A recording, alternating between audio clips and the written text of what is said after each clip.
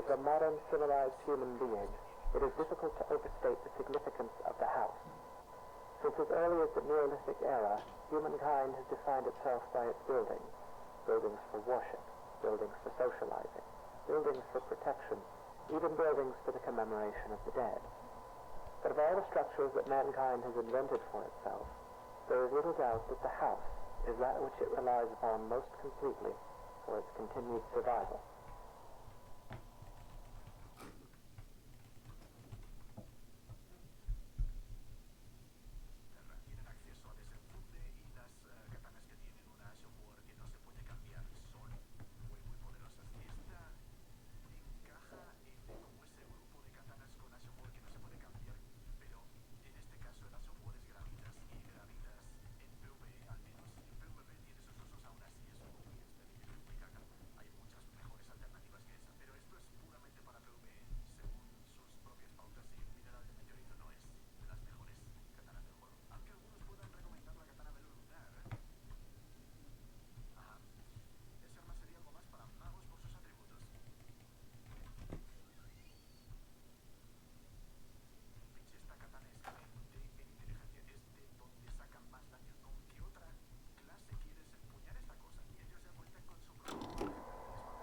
The house is one of the key elements that separates modern humanity from its more primitive antecedents. No other creature goes to such lengths to create lasting, permanent shelter for itself, nor regards such shelters with such reverence and importance. Why do human beings of our modern age foster this tremendous sympathy toward their homes? There are many reasons, of course, but perhaps it is due in some small part to seeing them as a reflection of ourselves.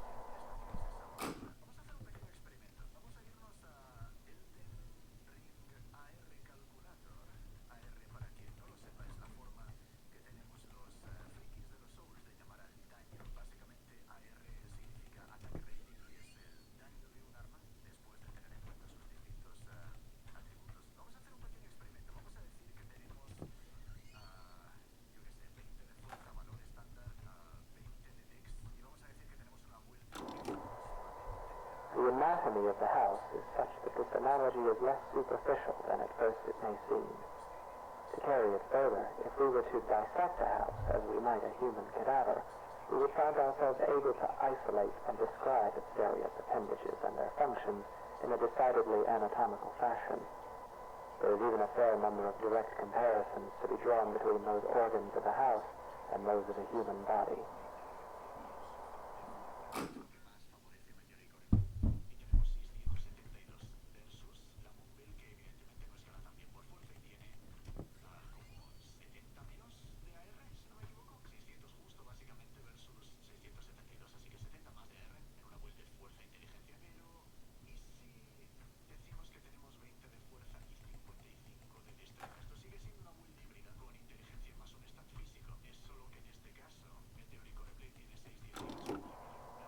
For example, let us examine the living room.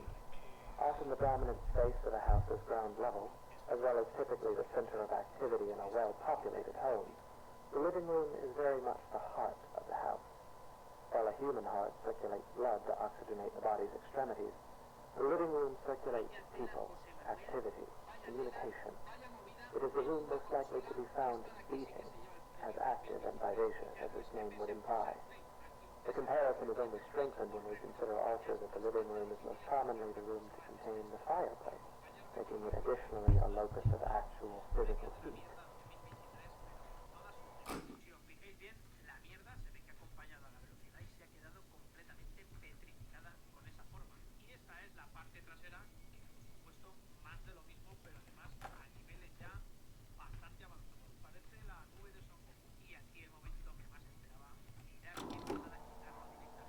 It is easy to think of the kitchen and dining room as the stomach or digestive system of a house, though this comparison is tenuous. By contrast, the function and analog of a bathroom should be immediately obvious. The hallways and corridors of a house are its veins, providing circulation coursing throughout its frame. A staircase bears more than a passing resemblance, both physically and symbolically, to a spine.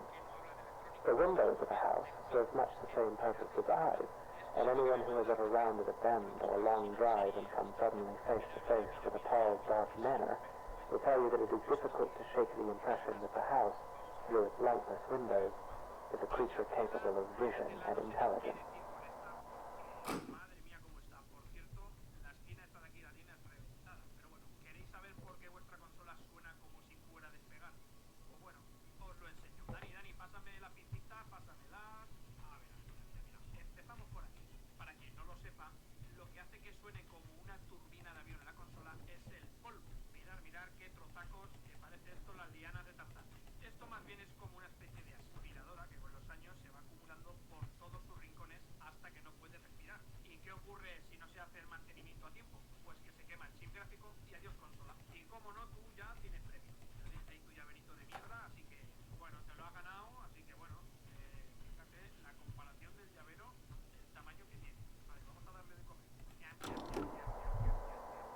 The bedroom is perhaps the room that most eludes direct comparison in this fashion. At a stretch, and allowing for a bit of poetic sympathy, it might be said that the bedroom is not unlike the human mind, or those parts of it which dictate thought and imagination.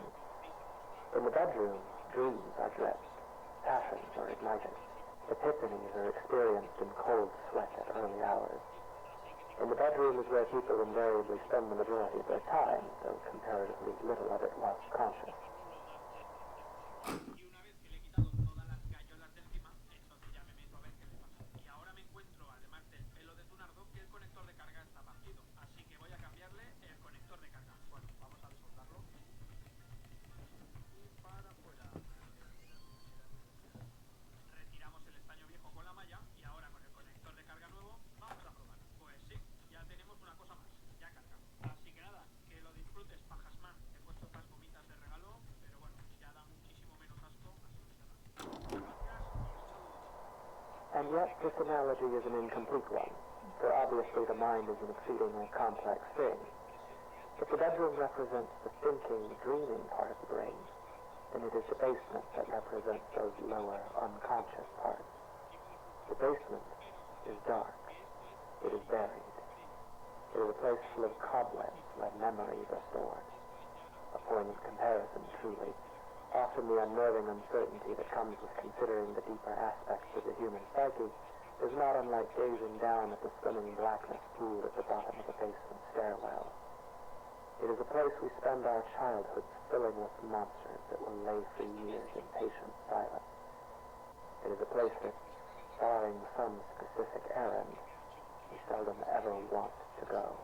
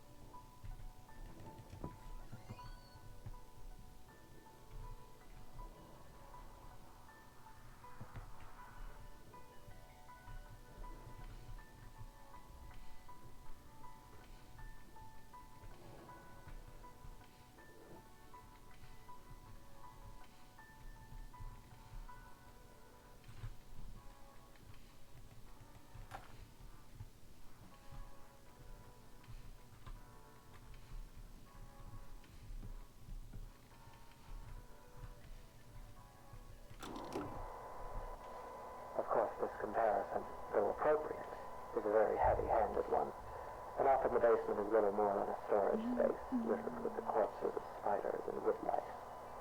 While poets and psychoanalysts no doubt dread the thought of a dark basement, in truth, it is the bedroom, the waking mind, that place of dreams, is actually the most frightening of all.